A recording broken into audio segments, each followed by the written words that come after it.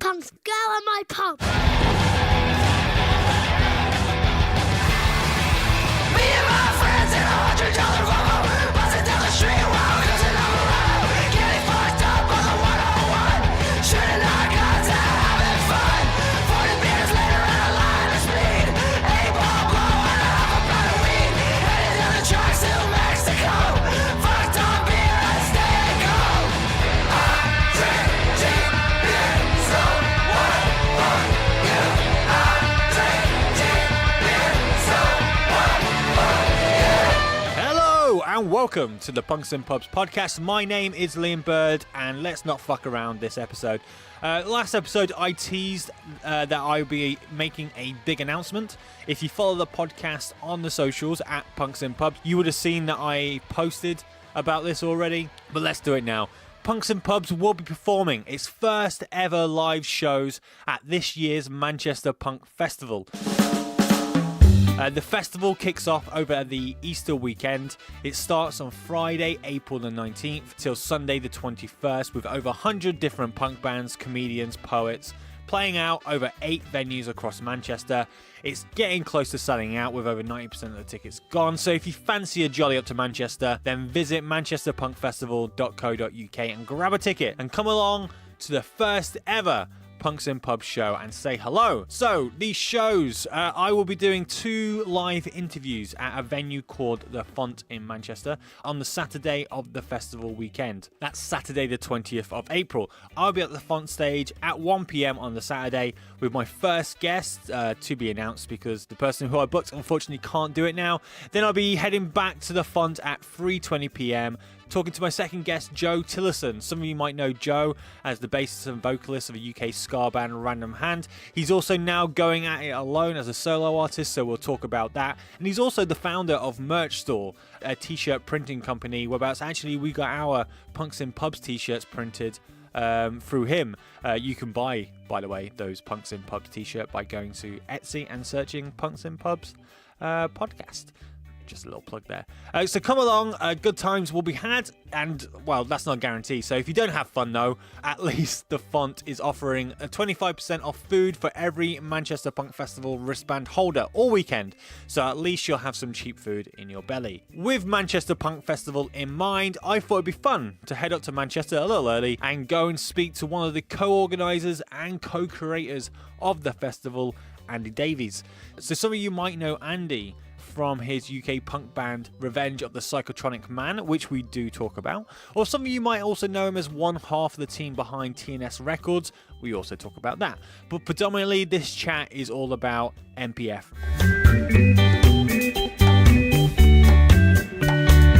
So what do we talk about? Well, we talk about the art of selling tickets. Because let's face it, you don't have a festival unless you're selling tickets. I asked Andy about how he takes criticism on social media when you post your headliners or acts.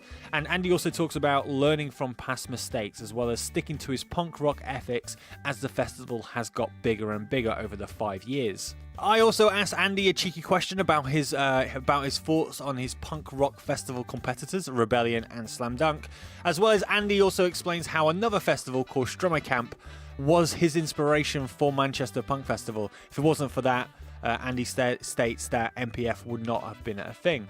We also talk about Dead to Me having to pull out of this year's festival, as well as Andy introducing a comedy stage last year and that carrying on this year. And of course we talk about Punks and Pubs, as well as other podcasts finding its place at this year's festival. We start the podcast talking about random 90s footballers, and Andy proclaims his love for the punk rock Manchester football club that is FC United. After the interview, as always, your band plays out the show, and playing us out this week is a band from Liverpool, and they're called Seas of Neptune. Stick around for them. But before that, there's this. Episode 35 with Andy Davies, one of the co-creators of Manchester Punk Festival. I will be talking to you after this chat. Enjoy.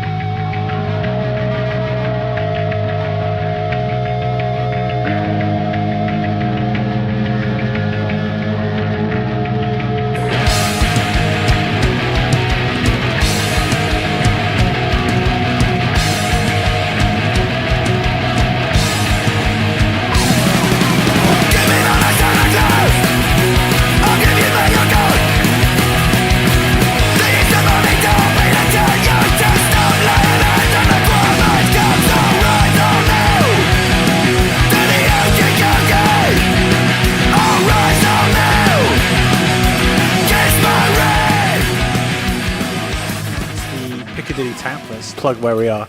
And I'm in Manchester, and in front of me is Andy Davies. Is it Davies or Davids? It's technically Davies. My granddad was Welsh. Welsh. Yeah, but my dad always just says Davis, so I'll go with it. Really matter. And I feel we should probably start by saying, like, happy birthday for literally everything. Because you got, like, 10-year birthday for your record company, TNS. Is that correct? That was, I think it was last year. Well, belated happy birthday. Yeah. And 5 years for Manchester Punk Festival. Yeah. We're not that far out now before the festival, because I just say we're recording this about 10 days? 10 days today, yeah. 10 days before. How are you doing? Are you, like, coping? You fine? We've got beer, so that helps. Yeah, beer is always helping. We're getting there, you know. There's loads of last-minute jobs. Could do with shifting a few more tickets as well. We've got some left. So we're just pushing it. We've got a meeting straight after I finished here. Yeah. To just sort of finalise everything, make sure everything's in place. And we just got, well, 6 of us in the collective, so we just got to chip away at our own jobs, and fingers crossed it should be all right. I'd just like to state, we are in an upstairs room, and it's quite echoey, just in case you're thinking, are they in a cave? So when that happens, when you've got a few tickets left, is panic setting in, or is it like, fuck it, whatever will be, we've tried our best? A bit of both, really. I think, because last year we sold out well in advance, but we had the issue where there was a queue outside for a handful of bands, and we didn't want a repeat of that, so we increased the capacity. Yeah. And then we're at a point where we're not sure if that's going to translate into actually more people coming. It's probably going to be a bit similar to last year, but with more space. So it'll be interesting to see if we've guessed right, because we've got this extra venue, which is a much bigger venue, and there shouldn't be any queues for bands this time, but hopefully it'll still look as busy as well. Hopefully we've got the balance right. People who might not know how Manchester Punk Festival works, we're going to talk more about the festival in a sec, but it's scattered across the city of Manchester, and people buy a ticket, so I'm guessing they presume that they should be in that room no matter what. And we put a lot of warnings on everything on the programme, posters up saying you've bought a ticket for a festival, you haven't bought a ticket for a specific band. And I think in general most people get that, but yeah, you do get people saying, oh, well, I want to see that band and that's what I've bought a ticket for. Yeah. But it's a minority, and I think we do well at publicising that, and it was always very, very important to us that it had a small gig feel. We didn't want a big room with bands playing one after the other. We wanted a series of small gigs all connected together, because that's the background we've all come from. So you've got to get a balance, I guess, but that's what we want. We want, like, packed small rooms. But yeah, I can understand why someone would be annoyed if they missed a band they want to see, but we just put warnings everywhere saying you're not guaranteed to get in the room, just make sure you get there early. Last year I think it was 4 bands there was queues for. One of them, Propaganda, obviously. Yeah. There's quite significant queues, but I think it wasn't a massive issue, but there was an issue for a couple of bands. I mean, obviously you got, like, fire and safety and issues like that, and yeah, I'm guessing people must understand that, though. Like, if they can't get in, they can't get in. It's not because you're doing it because of me, and like. Well, I think with the Propaganda issue last year, they were on at the same time as Iron Chic, so that was full as well. I watched a few songs of Propaganda, and then I went to watch The Stupids, and that was pretty full in a small venue. Funnily, Propaganda said the band they were most looking forward to was The Stupids, and they clashed with them. Which is Did they just fuck off halfway through as well? Like, said, hey guys, cheers. We're off to go and watch a different band. I wasn't there, so maybe. But yeah, I went to see The Stupids, and it was pretty full in a 150-cat room, but there was people who couldn't get in Propaganda going to that, and they were just straight in the pit. So I think everyone was sort of okay, and Citizen Fish were on at the same time as well, and they had a relatively full room. So yeah, I mean, Dick is always going to pull in a crowd, and he's interesting. So we're going to come back to MPF and TNSRecords in a bit, but I kind of want to ask you, what is your obsession with Niall Quinn? Well, it's a very strange story, as most of my stories are, really. We were at 0161 Festival a few years ago. We were playing, and it was at Moston Miners Club, and it's sort of I guess a bit like a community venue, and they had a free bookshop, like, it was just a big pile of books, and our mate Colin just picked up Niall Quinn's autobiography, and people just kept coming sitting next to him, and he was reading bits out of it. So we all ended up reading it because it was genuinely quite funny, and we wrote a song about it. So people who might not know who Niall Quinn is, especially people who might hear this from America. So Niall Quinn is a Republic of Ireland footballer who played for Man City, right? Sunderland, Arsenal, I think. Yeah. So he's a bit of an obscure 90s. Well, I want to say obscure, but he's like, if you don't know football, like he was in like your sticker book if you used to collect. He's a bit of a cult figure, isn't he? But, yeah. Well, our obsession with him came from his book rather than any 90s sort of nostalgia. Well, I've seen through the fanzine that you do, 90s football particularly has like a soft spot in your heart. Yeah, definitely. And as a Forest fan, I was very happy to see that you had Ian Woan in your fantasy team. Yeah. So I was well up for that. There's like, that's quality. I completely forgot about that. That was amazing. So what? How did the idea of doing like a fantasy? Because I think football and punk are not seen, because I think people see football still as quite a oi oi laddie laddie kind of thing, where punk's not seen as that as much. We've got a punk connection to football in Manchester because we've got FC United. So yeah, they're playing the day after MPF finishes, actually, the Monday. Really? I'm going to see if I'm in any fit state to go, because it'll be our relegation party, I think. I went to FC United, it got rained off. I went to go and watch FC United York for work, and it got completely pissed off in it. But it was amazing. Like, I've never seen a club like really embrace the idea of everyone involved. Everyone can be part of it, because you've got a stage in one of your stands. Yeah. You got some person making like vegetarian curries. Yeah, it's an amazing club. I cool. really, if I wasn't a Forest fan, I think I'd go FC United. See, I'm not a United fan.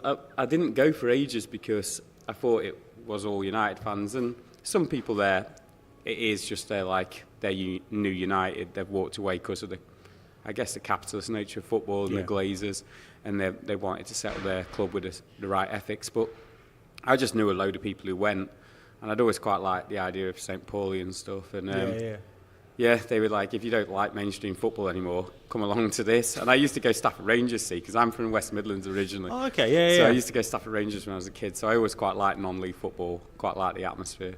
So yeah, a few people who go FC and were involved right from when it started just said, why don't you just come along and give it a try? Yeah. I went a couple of times and was just hooked. It was ace.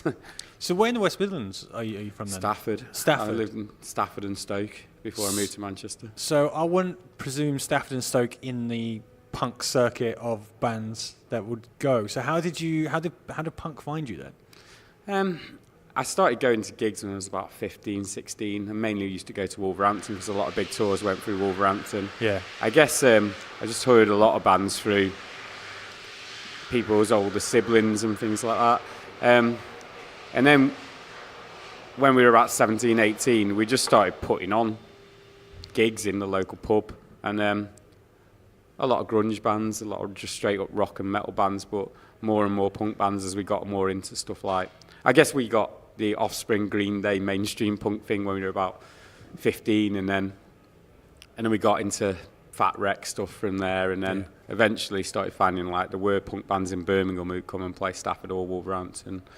And then when we all started going uni and moving away, obviously we found more and more of it. So yeah, and Stafford's got an alright punk scene again now, because a lad that our drummer went to school with set up a venue called Red Rum, which is ace. It's really good, and he gets all sorts of tours over there. So was it through the friends then that you found that you liked punk, or was even punk like your first musical? I think I was just into rock music to begin with. I got into like Nirvana and stuff when I was at school, and then Oasis and Blur happened, and I was quite into that. But then I heard Offspring and Green Day and those sort of bands, and I found them more exciting when I was 14, 15.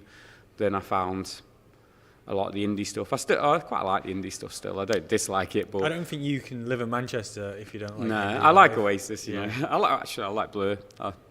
In fact, I don't know what I'm talking about. I love indie. I love all sorts of indie.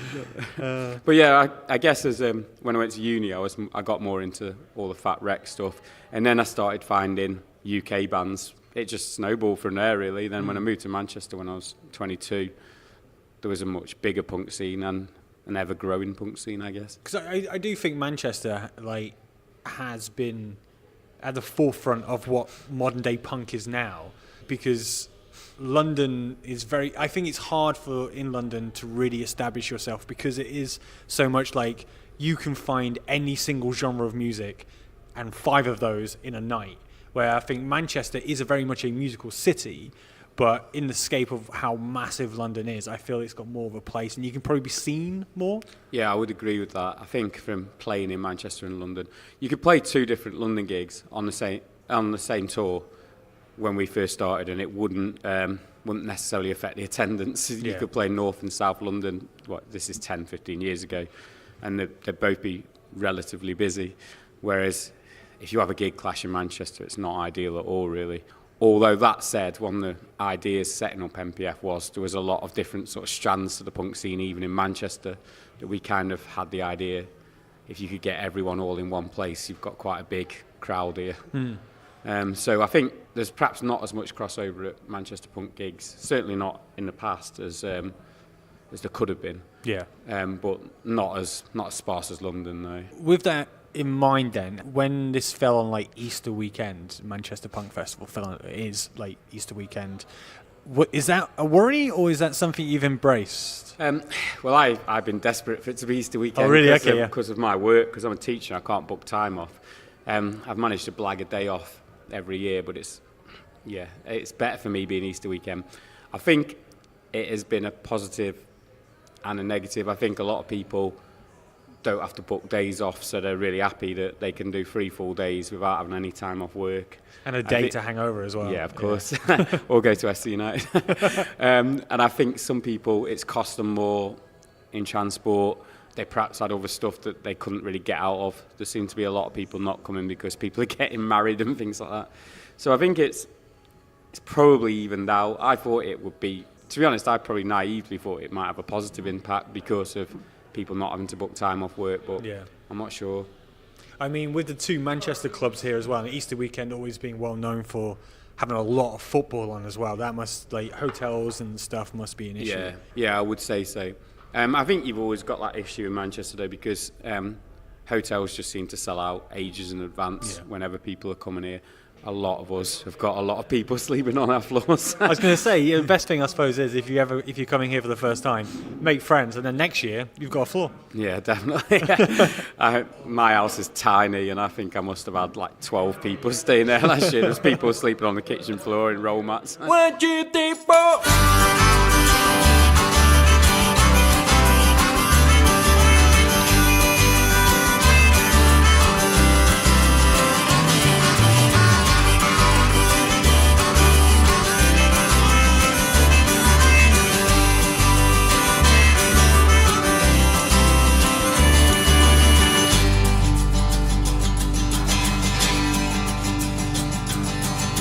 Reality against truth in my heart about all the shit that I knew from the start. So wasting away, right now I'm struggling.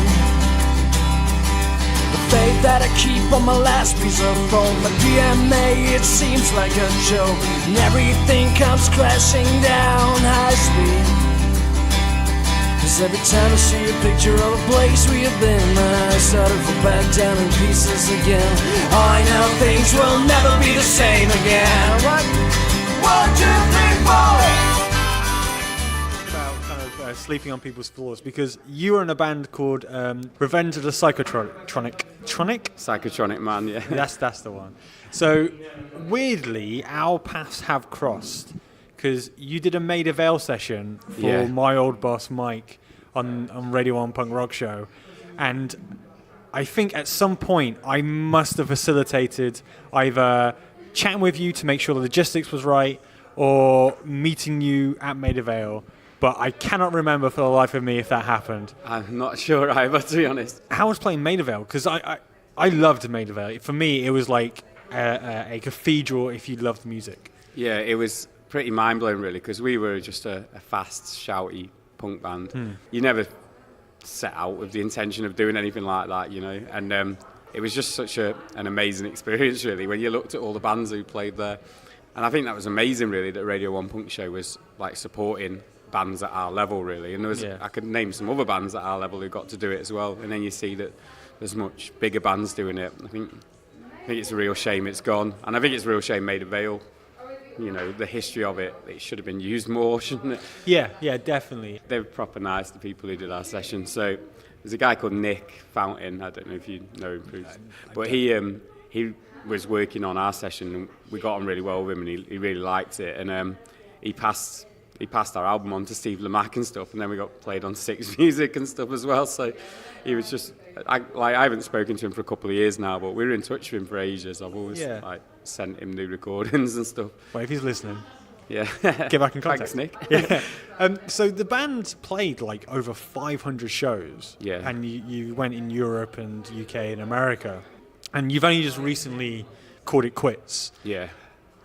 I mean, how hard is that when you've been doing something for so long and then go, actually, we can't do this no more? Is it like a relief, or is it like with a heavy heart? It's both. But I think by the time we stopped, I knew I couldn't manage doing everything I was doing anymore. I was just knackered all the time. You go to work, get in a van Friday when you get in from work, gig Friday, Saturday, get back, go to work, and then I was trying to do TNS and MPF at the same time, and it was just too much. But I didn't want to do the band half-arsed. Never wanted to be a band who played 10 times a year. Yeah. So I think it was just, I knew it had to stop when it did stop, but because you've done it for so long and it's with really close mates, it's hard to make that decision. I probably would have made it a year before if it wasn't with my best mates, but we went out in a really nice way, because we announced it sort of 9 months before we actually split up, and then did a last run of I think we did 40 more gigs. So it was a really nice way to finish it. When you started that band, looking back, was the intention to be just like a local gig band, or was it to let's really go for it, let's see what we can do? It was to tour. We wanted to tour because Yeah. we'd never toured in our old band. What was the old band? We were in this band called McGraw, and then we all ended up living in different places. So we played everywhere that we reached at uni and stuff, but when we split that up, 3 people at McGraw were in Manchester. So the 3 of us started a new band, and it was just, the idea was we tour, and we just have fun. We never had any... In the old band, we'd sent demos to labels and stuff. We were like, not doing that. Just don't do that. Do it all ourselves. Just tour, meet new bands, put on our own gigs, do some gig swaps, get bands we like to play Manchester if they want to put us on where they live, or if they don't, even just get decent bands up here, try and build something where there's a bit of a community.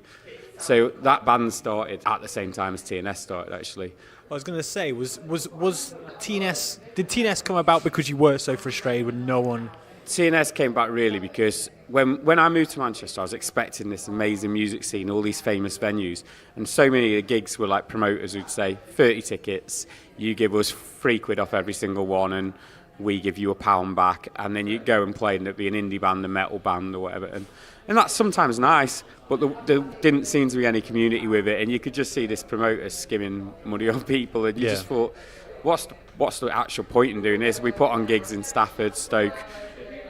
The singer at McGraw was at uni in Nottingham, actually, so we put on gigs in Nottingham, and we were like, let's just put on some gigs. So we set up TNS Fanzine, and we thought that was an interesting way to promote a gig rather than just flyer in some bands no one had heard of. Yeah, the first gig ever was supposed to be McGraw, but we realised we couldn't do it.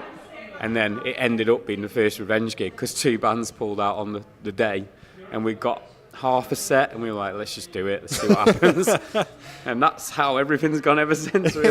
Hey, just wing it until it happens. The zine came first. Yeah, it's the zine, then the band night. So how long was it until the label actually established itself? We had a loose idea of starting a label quite early on, but we just used to make CDRs and tape them to the front of fanzines or just give them out at the gigs.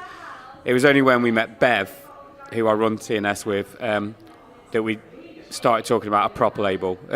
Weirdly, the first Revenge guitarist used to live with Bev, and he just said, my mate will drive us on tour.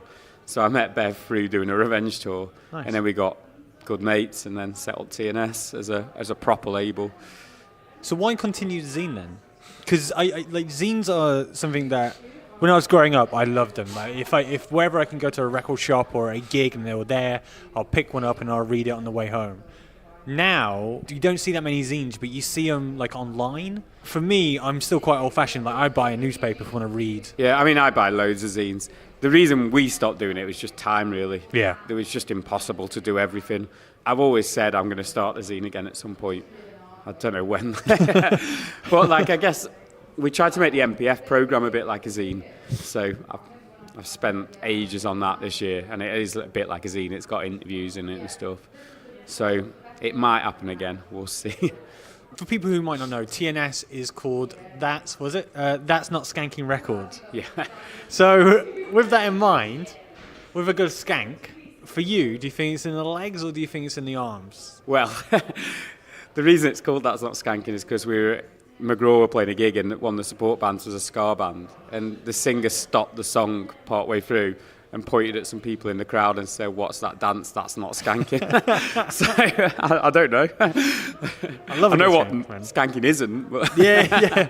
Now, I reckon it's in the legs personally. You think it's in the legs? legs? I think your arms will go with your legs if you give enough kick, won't they? Yeah. But I do feel like if you get a good arm cross, I think it does make it look a bit more serious. I love a good skank. Something I've noticed this year, ska music has got quite an established place in MPF. Yeah. Is that because ska is such a huge passion of yours? Is that because you feel like there is actually a rise in ska music in the UK? I think there is a rise. I think when we started doing TNS, there was a big ska scene in Manchester. For me, ska, I liked the two-tone stuff. Yeah. I always loved the beat and the specials and stuff. When I was a teenager, I liked the American ska, but I got a bit bored of it. I liked stuff like Cap Down and stuff. I think with me, ska, there's a lot of very generic ska, but there's a lot of people who bring something really interesting to it. So I was always into stuff like Beat Red Light when they brought metal into ska, and Harajan, who are reforming for this year, they're sort of more reggae than ska, I guess, but real heavy bits. So I think ska can be really exciting, but I think there's a lot of stuff that I get bored of. But I think at MPF we're trying to get the more exciting sort of stuff through, really.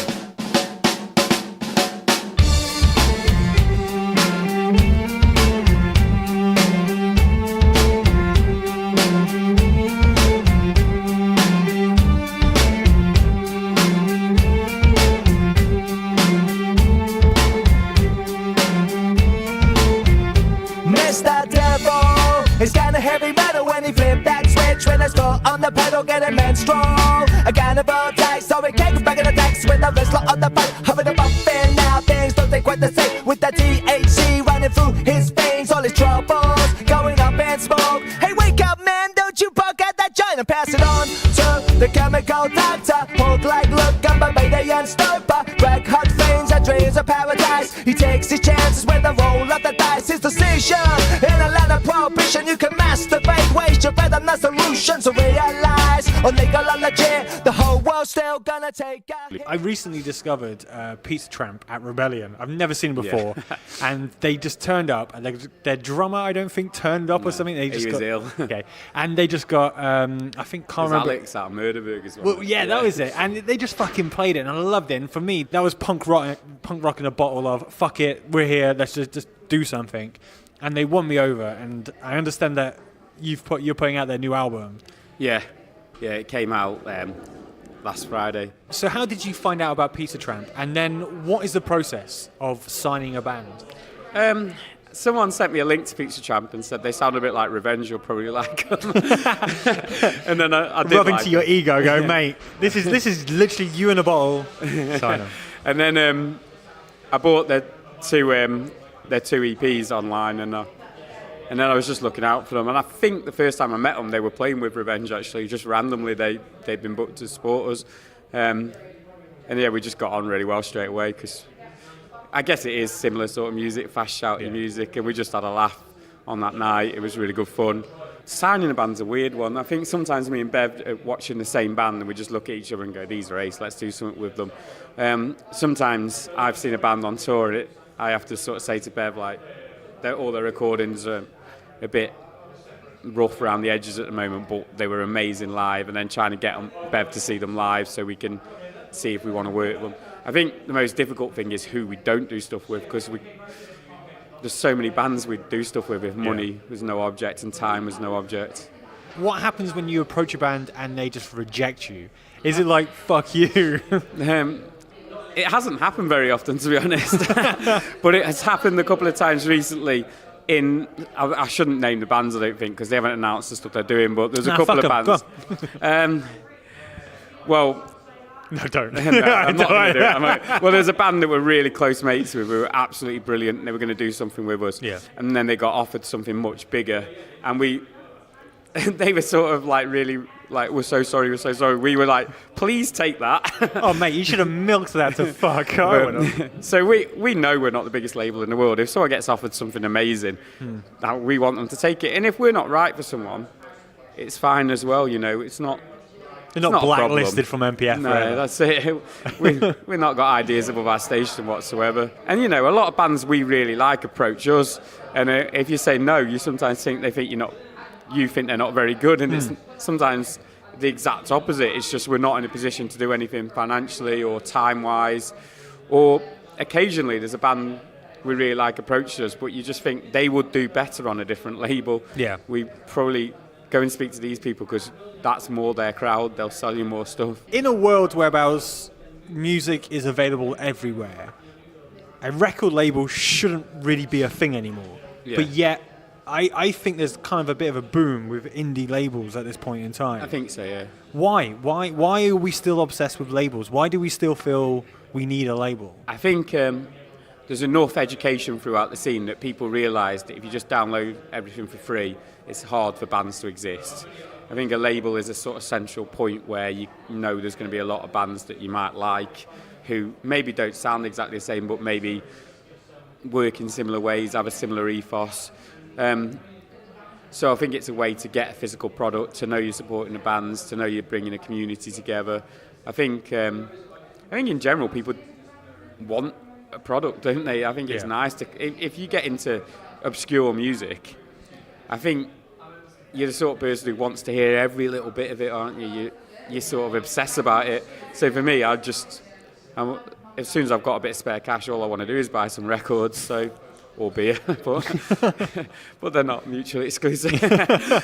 So I think that's why labels work. I think there's a lot of people who've got that attitude. They think, right, I want a physical thing, I want a collection, and I want to know I'm supporting this sort of independent thing that is my social life, to be fair. You know, I like, what do I do when I've got free time? I go to gigs, I go and see small bands in small basement bars, and I know from first-hand experience how difficult it is to make that work. So I know every time I buy a record, every time I buy a T-shirt, you're putting some fuel in someone's van. And I think a lot of people realise that because the scene's quite transparent and people talk about it. I mean, how far do you think we are away until actually a brewery becomes a record label? I mean, like, Brewdog, probably on that far away of trying to get into that scene. Yeah, I think it'll definitely happen, won't it? Yeah. Because I think, well, actually, if you look at wider society, there's a big push on collectives and cooperatives and local produce, and I think that is probably helping with independent music as well, isn't it? Support your local, like the big push on supporting local venues as well, like that can only help, can't it? Yeah. I think people as well, especially alternative people, you want to, what am I giving my money to? That's kind of why I go to FC United, you know. I think, well, I'm giving my money to something that's actually putting something back here. Yeah. Ethics clearly plays a huge part in what you do. So with that in mind, with Manchester Punk Festival getting bigger each year, have you found it harder to keep that kind of ethical, kind of dotted line that you've set for yourself? I think we're all right at the moment, but I think you know that there's going to be some tricky decisions. I mean, you also, whenever you go down this route, you know in some ways you're making life harder for yourself because you're not going to take sponsorship and, you know, you're going to have to fight for every ticket sale. But I think at the level we're at, we've had some lucky breaks with some fairly big bands wanting to do it. I think as time goes on, you know, you're going to have to look at bigger fees, and that doesn't always sit especially comfortably, but it's all about a balance, isn't it? And it's all, with a collective, you keep each other grounded because you can sit down and go, right, how does this fit in with what we set out to do? Are we sticking to our original ethos? Are we making a decision here that doesn't fit in with what we said we were going to do? And I think it's always fueled by that discussion, and I think that's really important. This is such a difficult question. It's like to asking people, what does punk mean to you? stupid question, but I'm still going to ask you kind of the same question. I mean, what is a punk ethos for you then? Like, I think the idea of you can do things yourself. If you look at the skill set of people in the punk scene, you've got people who can do all sorts. Why do you need to go to someone who's profiteering when it's the thing that binds your community together, it binds your friend group together? Why don't we just do it ourselves? But I think also a fair deal for everyone. I think you see in wider society there isn't a fair deal for everyone, and you think, well, this is a space where we can have a better deal for everyone, we can look after everyone, we can try and help each other out. I think that is the punk ethos for me. Yeah. But it's broader than that probably, and it probably means a lot of different things to a lot of different people as well, doesn't it? It is a ridiculous question, and instantly when I said it was like, yeah, it's a ridiculous question. It's like everything, isn't it? Every sort of thing that people hold dear is not going to be exactly the same as the person who you say. Yeah, totally. But people want different things from MPF as well. I guess when you think about decisions you're going to have to make with MPF, do I have to love every single band? I think it's important that someone in the collective likes the band, but if loads of our crowd want a band and I don't listen to them, is that massively a problem as long as someone else in the collective likes it? Whereas with TNS, if I didn't like a band, well, you wouldn't really have much integrity if you went and released something for them, would you? Yeah. Whereas with MPF, I think because it's a wider group of people, as long as someone else is into them and as long as the audience wants them, doesn't necessarily matter if they're not my favourite band in the world, as long as I get some of the bands that I love on as well. So how do you remove yourself from the criticism? Because obviously you put out the lineup, and social media is a horrible fucking place, but it's a necessary evil. Are you okay with removing yourself from the, like, if you get like a lot of shit because they don't feel the lineup is as great as, I don't know, 2 years ago, 3 years ago?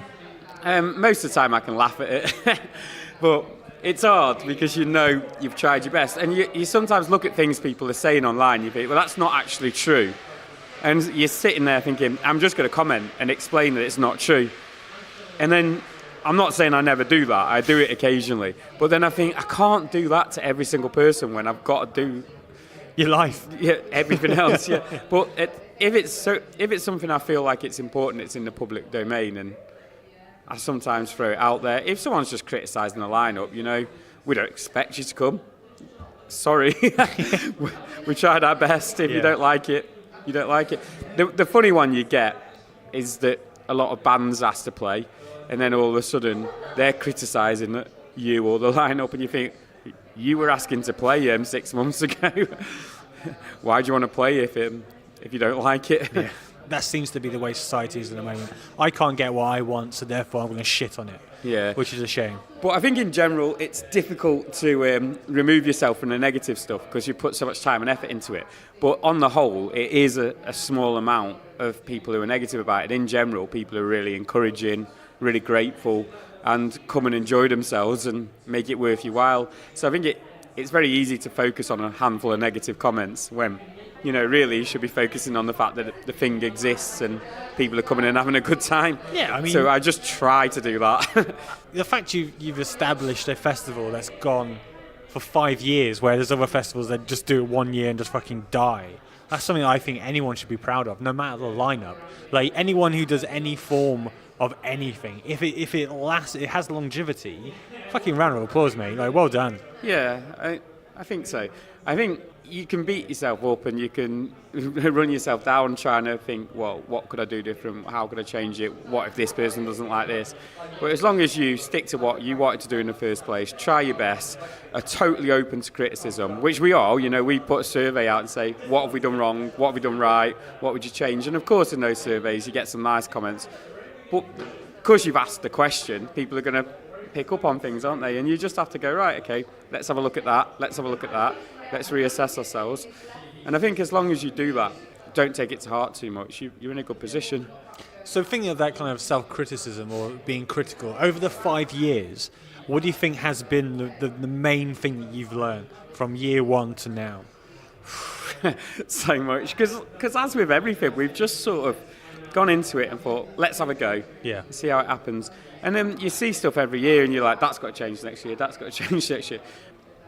I mean, the queues for Propaganda last year were unavoidable because we didn't have the option of another venue, but you did feel bad for people who didn't get in. Yeah. I think it was important that we got a slightly bigger venue, even though for me, I quite liked having the biggest venue as 600 cap, but we've got an 800 cap venue now just to alleviate that problem. I think there's tiny things all over that we obsess about and spend ages on. You just learn all the time, and you know it's not perfect, so you know you've just got to keep learning, and that's probably what pushes you on, really, isn't it? You just knowing that you can make it better and better and better if you keep trying. So with your promoter and organising hat on, for me, there's 3 main pop punk festivals, and that's Manchester, Rebellion, and Slam Dunk now. Yeah. With Rebellion and Slam Dunk, what do you like and what would you change? Rebellion, I have been a lot of times and I've played a lot of times. Rebellion has really, in recent years, tried to get some new bands in, tried to get some more American bands in, tried to get some younger bands in, and I think that's good, because I think it was getting to a point where it was a little bit predictable. I think people say Rebellion has the same bands every year. They're going to have, to an extent, because they have 300 plus bands, don't they? The amount of people who must apply to play Rebellion as well, I think they're doing a pretty good job to, have a good balance. I think Rebellion's always been good in terms of diversity in the bands as well. Yeah. A lot of different sounds, a lot of different people from different places playing. There's always been a lot of women represented by Rebellion, I think, which is important, obviously. So I think a lot of people criticise Rebellion, and I'm not saying it's perfect, but it actually does a lot of very, very positive things.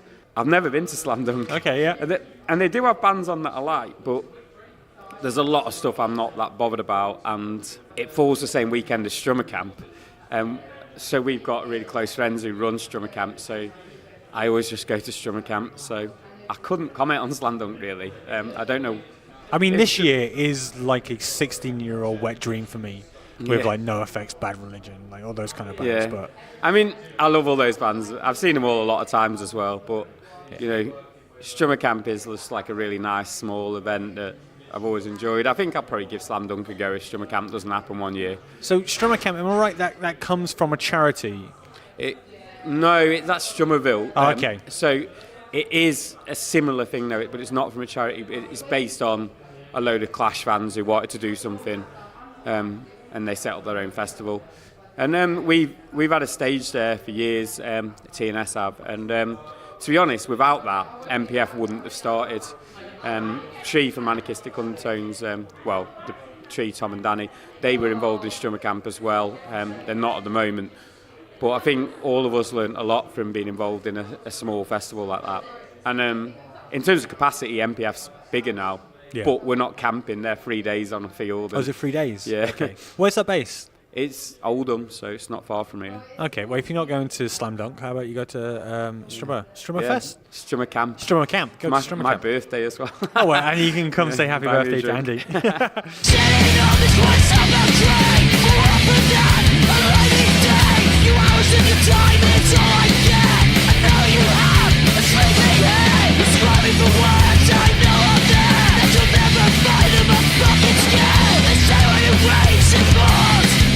Well, it's busted, but it doesn't stop.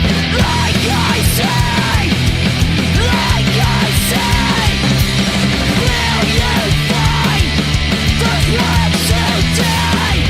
Now we're sitting on an expelled train. We'll be on fire, rest in peace. I'm not there as much as I should be, and I hate that I'm the only accident. But a talking page of blood left unread.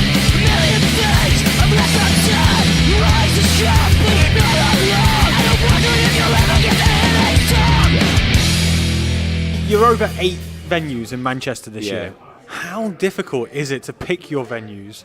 And like, are you going, that's too far away, that's not far enough? Like, how does it work? Yeah, well, we had a venue called Sound Control, which had 3 floors, and it was perfect. It was next to Zombie Shack, next to what is now called Brickhouse Social, 3 minutes walk from Gorilla, and it was all a nice little compact area.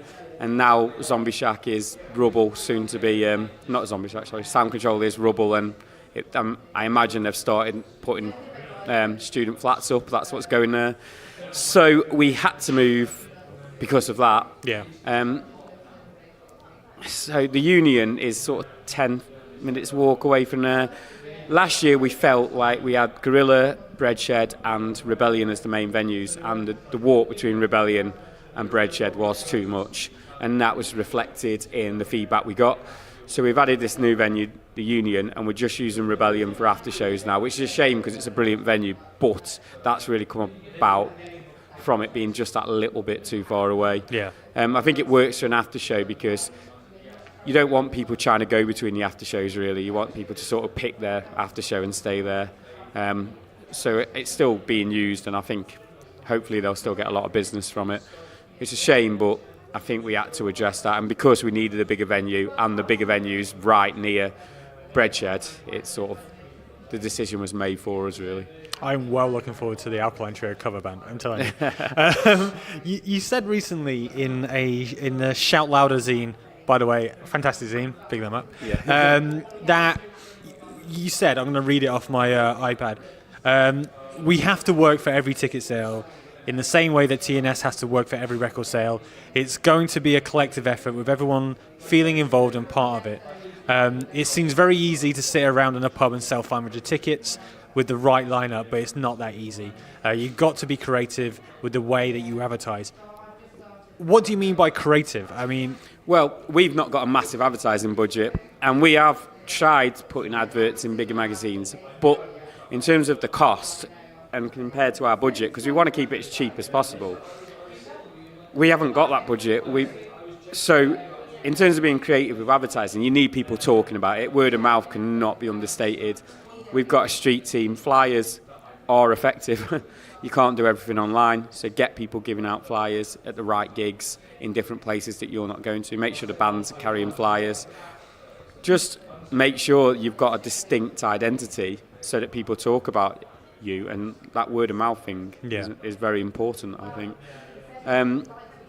But anything we can think of that is a novel way of promoting it, like we did a few years ago, we did a line-up announcement, and we did dizzy penalties and announced bands after we'd fallen over and missed a penalty.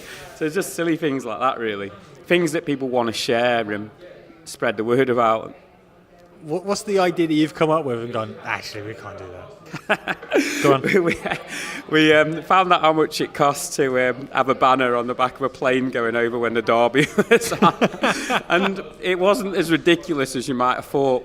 And we thought, if we do that, that will go absolutely viral. Everyone will share it. But it was too much. What was on the banner? What were you going to have? We were just going to put... I don't know, we never got that far because the prize, but something about Manchester Punk Festival, because it'd be on telly while City United were playing. You could have had Manchester-United at Manchester Punk Festival. Yeah. See. Have that for free next year.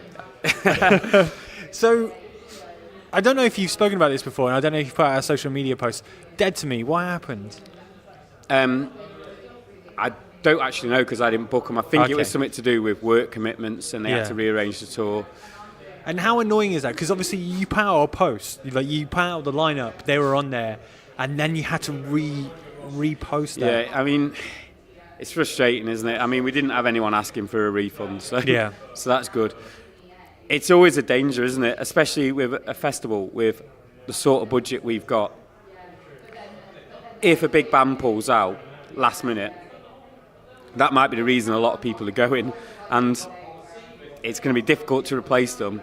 And we can't just throw a load of money at it. Yeah. And you worry about that. When you talk about the sort of things you worry about, that's the sort of thing I worry about. I also worry about you announce the dates, 3 months later, No Effects or Bad Religion get announced to Manchester Academy or the Ritz on the same night. And you're like, right, that's 100 tickets gone. Yeah. It's hard. I don't know if there's ever a way around it, really. You've just got to keep your fingers crossed and try and make sure the lineup's strong enough that if you do lose a big band, people will still think, well, I'm still going to go. Yeah. I mean, with that in mind then, with the Manchester, is it still the O2? Is that what it's called? Yeah, the Ritz. The Ritz. Like, how hard is that with trying to put on a show? Like you said, if No Effects does come on, or has that happened? Has there been a bigger band whereabouts you've gone Menzinger's Okay. that clashed. But because Kieran has done stuff with Menzingers in the past, he sort of said, like, it's not a great clash for either party, this. And they were able to sort of rearrange dates, so they just swapped it to a different night, which was absolutely lovely of them. Yeah. But it makes sense for everyone, because they don't want to lose people off their turnout either, Yeah. do they? And I think because they'd been playing smaller gigs until relatively recently, I mean, I don't know them personally, Kieran knows them, but they were dead accommodating of that. So with that in mind then, who was your pick for the festival this year? Like, who's the band that everyone should be checking out? Well, bigger bands, I'm blown away we've got Sam I Am. I can't believe we've got that. Smaller bands, it'd be very easy for me to just big up TNS bands. There's lots of good TNS bands playing, but I'll try not to do that because you can just go on the TNS site. Shiza Manelli I've been trying to get over for ages. I'm pretty excited we've got them. Youth Avoiders, they're amazing. There's a band called Screech Bats I saw. They supported Revenge. They were really good. It's their last gig, so it's the last opportunity nice. people will get to see them. So they're really cool. People should check them out. There's just loads, you know. It's really hard. I was looking at a Clash Finder, and I've organised it, and there's bands clashing, and I want to see both those bands. Which is, I think that's the strength and weakness of MPF, really. We've got a really diverse lineup, but we've really tried to unite a load of smaller scenes. And having success doing that has meant that things you didn't really see as a clash when we started are all of a sudden getting people go, oh, you can't clash them. They sound completely different, but people want to see them both. Yeah, I mean, because that's always something that when growing up, I found that the punk scene was very much quite narrow. Like, I like what I like, I'm not going to change it. But I feel that's changing now. Like, people are very much more open-minded to what the idea of punk is now, or what sound you're going to allow yourself to be involved in. And for me, Manchester Punk Festival have got that down to a T. Like, you can come here and you can listen to a rockabilly band, or you can listen to a hardcore band, you can listen to a ska band, reggae band, folk punk, oi, whatever you want to listen to, you can find it somewhere. And that must be something that I mean, I'm putting words in your mouth, but you must be proud of that. Yeah, totally am. I mean, me and Bev have always had really diverse taste within punk, and I think you can see that on the TNS roster. But everyone involved in MPF does as well. So, you know, there's most of those genres, there's someone on the collective who's obsessed with that genre. So it's kind of really organic how it happens. There's a couple of things that we've sort of dug around a bit or asked people who know a bit better than us about them. But in general, we feel like we've got such an eclectic mix of tastes that we're just pulling in bands from all over the place and all different sounds. And yeah, that's really exciting. We try to do the Bandcamp samplers as well, just so people can hear what a mix there is. Most of the bands we've ever had on have got a track on one of the samplers. There's a handful who couldn't because of labels and things like that. But in general, I would say probably 85% of the bands who've ever played have got a track on the samplers.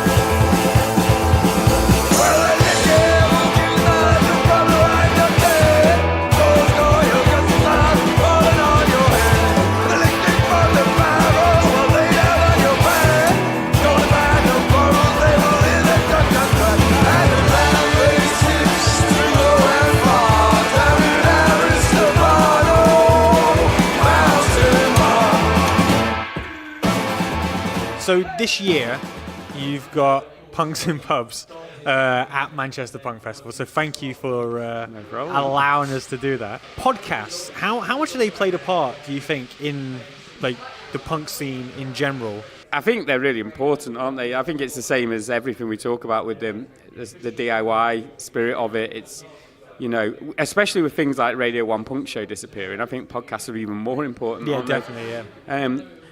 Because of my job, I can't listen to as many as I want to because I can't put them on when I'm teaching a class. But I know some of the other guys just listen to them constantly while they're at work. But every time I listen to a podcast, I find a new band I like every single time. And I also think about something that I perhaps haven't thought about before, a discussion that comes up on a podcast. I think it's just nice to hear different viewpoints, isn't it? And different bands, and amazing. I mean, that's the point of a podcast for me, is it's just hearing another person talk about their story. Yeah. Like, when I was doing documentaries, something I loved about the idea of documentaries is that everyone's got a story. You just need to find it. And that's what I like about a podcast. Like, you just need to find that what it is their story is, and then just kind of unravel that, and then you got a great podcast. That's cool. Yeah, that's a great way to think of it. I guess fanzines are the same, aren't they? It is, yeah. And I think the other thing with podcasts is, I remember when we did get played on Six Music, Nick Fountain said it was hard to find a track that didn't have any swearing on. Put what you want on a podcast in general, can't you? You can say cunt, you can say fuck, you can say all the things that you want to say. And those things shouldn't cunt be and fuck was the underestimated. first thing I could think of. Minge, how about that one? That's another one. You've also put on comedy for last year for the first time. Why have you decided to make comedy and punk? Because comedy for me is another passion of mine. And well, we were approached by Red, who does Dead Cat comedy. So we were invited along to their night, and it was really good. And it had that independent feeling about it, and this sort of camaraderie of the acts together as well. They obviously all knew each other, did the same circuit. So we thought, why not give it a go? And last year, loads of people were saying it was amazing. Chaz from Lightyear said it was better than expected. We've put that on there. 5 stars. So, yeah, last year it went down really well. So we thought, well, let's expand it, have it all 3 days. And then there was a poet on as well, and then someone approached us about doing some poetry. So we thought, well, the poet went down really well last year, Fick Richard, so why not give people something else? I think the more you can do to add different things that aren't just about the music, the better, really. Yeah. I think that's part of the reason we wanted to add the podcast and the film stage and comedy and poetry. It's all something a bit different, isn't it? Maybe, I don't know, when I go to Rebellion, I sometimes, by the end of the 4th day, I think I don't actually want to watch any more music. I don't actually know if I like punk anymore. You just go home in silence. Yeah. And it's just nice to have a bit of variety, isn't it? Something else people can do. I think that's good. I think it adds to the whole vibe and atmosphere of the festival. Definitely. And I think, like, in a punk rock setting, I don't think there's anything more punk than a comedian who does not give a fuck. No. And is, like, willing just to fucking lay waste to anyone who's in front of them. Yeah, totally. Like, yeah. Well, Red's really tried to get comedians who have sort of got some sort of root in alternative music or some connection, so Quality. it should be good. We're coming up to an hour, literally 10 minutes from an hour. So let's sell some tickets. So why should someone who maybe might be on the fence come to this fantastic festival? I think we've sort of covered how there's a bit of something for everyone. I think there's music that you're going to like, but I think the atmosphere as well. I think everyone I know who's come for the first time has said they made so many friends there. They had such a nice time. They just met so many like-minded people they've stayed in touch with. And I've met so many friends there, and I think you're going to get that friendly atmosphere as well as good music. And it is a proper party. Like, people go for it. It goes off for loads of the bands. It's a great atmosphere, but all in a good spirit. You know, people look after each other. I've hardly seen any trouble there. I think it's just, for me, it's doing what we set out to do, a friendly, forward-thinking, fun and exciting festival, if I do say so myself. And if you need somewhere to stay, Andy's got a bath. That's it. Thank you, Andy, man. No, thank you. That was really nice. Yeah, I'll see you in a couple of days. Yeah, cool. Good, Thank man. you.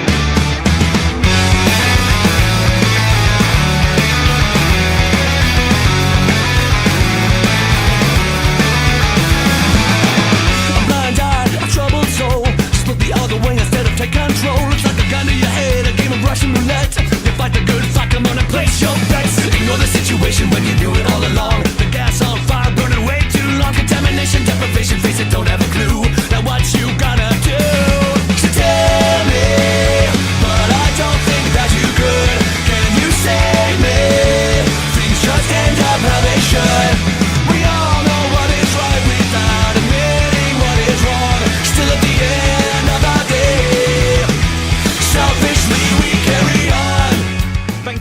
for taking the time to talk to me. If you like what you heard about the festival, make sure you head over to manchesterpunkfestival.co.uk and pick up some tickets. And then you can pop along and watch me on the stage at the front on Saturday from 1:30 p.m. and then back again at 3:20 p.m.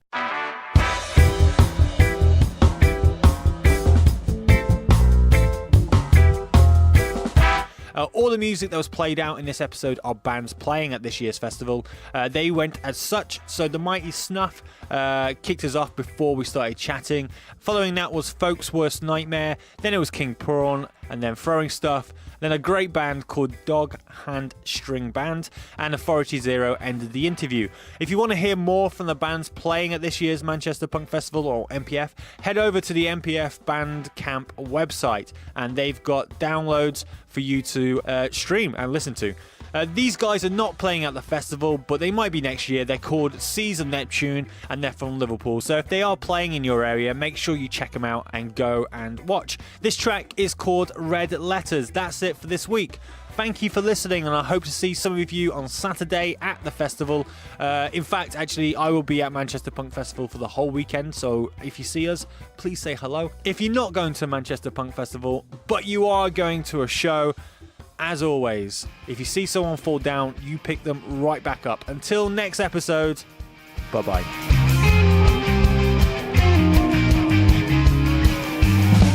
Don't you go, oh, I can wait for the guilt to drop on my shoulders.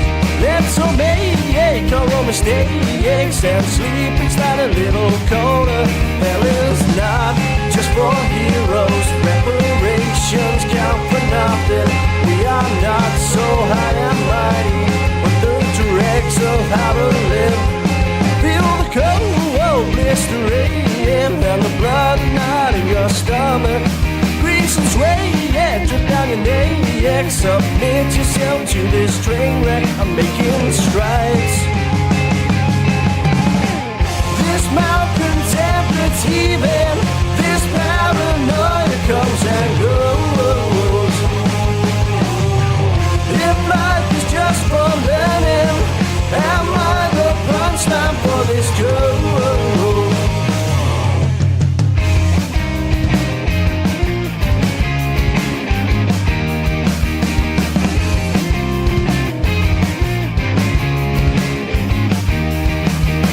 Take another step away, cut yourself out of the picture. Is it a waste to say some bass? Keep on singing like a broken record. Suicide, just for quitters. I am rational, I am right. Your little mind fills with suspicion. Would you ever hear my cries?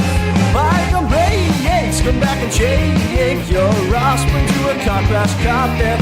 Tables turn, essence chain themselves into a bowel convulsion. I know the signs. I'm just not worth believing. This winter season comes and goes.